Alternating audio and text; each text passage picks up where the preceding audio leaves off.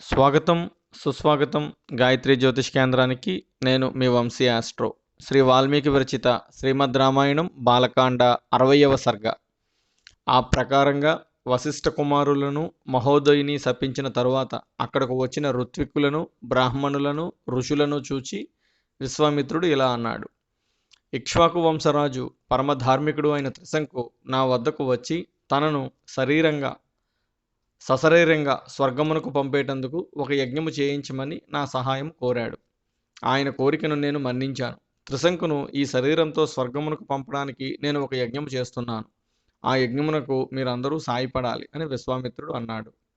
ఆ మాటలు విన్న ఋత్విక్కులు, బ్రాహ్మణులు, ఋషులు తమలో తమరు ఇలా అనుకున్నారు: ఈ విశ్వామిత్రుడు మహాకోపిష్టి. మన కళ్ళ ముందే వశిష్ఠ కుమారులను దారుణంగా శపించాడు.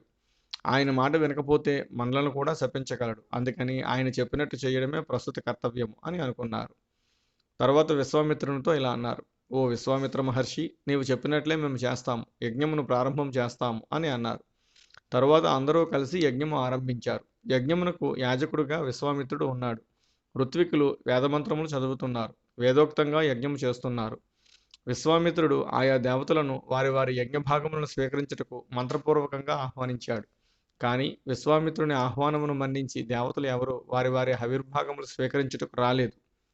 విశ్వామిత్రునికి కోపం వచ్చింది. యజ్ఞం చేసే శృవను చేతిలోకి తీసుకున్నాడు. త్రిశంకును చూచి ఇలా అన్నాడు: ఓ త్రిశంకు, నా తపప్రభావాన్ని చూడు. నిన్ను ఈ శరీరంతో స్వర్గానికి పంపిస్తాను. ఇప్పటిదాకా సశరీరంగా ఎవ్వరూ వెళ్ళలేని స్వర్గానికి నీవు వెళుతున్నావు. నేను సంపాదించిన తపస్సు ఫలంలో కొంత దారపోసి నిన్ను స్వర్గానికి పంపుతున్నాను. వెళ్ళు, ఈ శరీరంతో స్వర్గానికి వెళ్ళు అని అన్నాడు. విశ్వామిత్రుని తపశ్శక్తిలో త్రిశంకు శరీరంతో స్వర్గానికి వెళ్ళాడు. మానవ శరీరంతో స్వర్గానికి వస్తున్న త్రిశంకును దేవతలు చూచారు. దేవేంద్రునికి చెప్పారు. త్రిశంకును చూచి దేవేంద్రుడు ఇలా అన్నాడు: ఓరి త్రిశంకు, నీవు మానవ శరీరంతో స్వర్గంలో అడుగు పెట్టలేవు. నీవు మూఢుడవు. సశరీరంగా స్వర్గములో ఉండలేవని నీకు తెలియదా?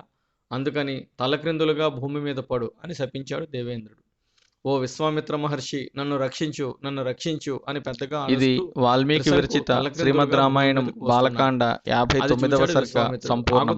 ఓం తత్సత్. ఓం తత్సత్. వెంటనే విశ్వామిత్రుడు అపరబ్రహ్మగా మారిపోయాడు. ఆకాశంలో దక్షిణ దిక్కున ఒక నక్షత్ర మండలాన్ని, ఒక సప్తర్షి మండలాన్ని సృష్టించాడు.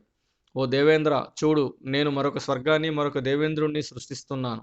అది సాధ్యం కాకపోతే నిన్ను, నీ దేవేంద్ర లోకాన్ని నాశనం చేస్తాను అని అన్నాడు. ఆ మాటలకు దేవతలు గడగడలాడిపోయారు. దేవతలు, రాక్షసులు, సప్తఋషులు, గంధర్వులు విశ్వామిత్రుని వద్దకు వచ్చారు. ఓ విశ్వామిత్ర మహర్షి, నీకు తెలియనిది ఏమున్నది? ఇతడు మానవుడు, పైగా చండాలుడు. ఇతడు శరీరంతో స్వర్గప్రవేశమునకు అర్హుడు కాడు కదా అని అన్నారు. దేవతల మాటలతో విశ్వామిత్రుడు శాంతించాడు. మీరు చెప్పినది నిజమే, కానీ నేను ఇతనిని సశరీరంగా స్వర్గానికి పంపుతానని మాట ఇచ్చాను. ఇప్పుడు నేను ఇతనిని స్వర్గానికి పంపకపోతే నేను ఇచ్చిన మాట తప్పినవాడని అవుతాను కదా. నాకు అసత్య దోషము అంటుతుంది కదా. కాబట్టి నేను సృష్టించిన నక్షత్ర మండలము శాశ్వతంగా అంతరిక్షంలో ఉండేటట్టు నాకు అనుమతి ఇవ్వండి. ఆ నక్షత్ర మండలంలో ఈ త్రిశంకు శాశ్వతంగా ఉంటాడు అని అన్నాడు. దానికి దేవతలు అంగీకరించారు. ఓ విశ్వామిత్ర, నీవు చెప్పినట్లే జరుగుతుంది. కానీ నీవు సృష్టించిన నక్షత్ర మండలము జ్యోతిశ్చక్రము వెలుపల ప్రకాశిస్తూ ఉంటుంది. ఆ నక్షత్ర మండలంలో త్రిశంకు ఇప్పుడు ఉన్నట్లు తలకిందులుగా ప్రకాశిస్తూ ఉంటాడు. నీవు సృష్టించిన నక్షత్ర మండలంలోని నక్షత్రములు త్రిశంకు చుట్టూ తిరుగుతూ అతన్ని సేవిస్తూ ఉంటాయి అని అన్నారు. దానికి విశ్వామిత్రుడు సమ్మతించాడు. ఆ విధంగా విశ్వామిత్రుడు తన యజ్ఞమును పూర్తి చేశాడు. యజ్ఞమునకు వచ్చిన ఋత్విక్కులు, ఋషులు, బ్రాహ్మణులు క్షేమంగా తమ తమ స్థానాలకు తిరిగి వెళ్ళారు. ఇది వాల్మీకి విరచిత శ్రీమద్ రామాయణం బాలకాండ 60వ సర్గ సంపూర్ణం.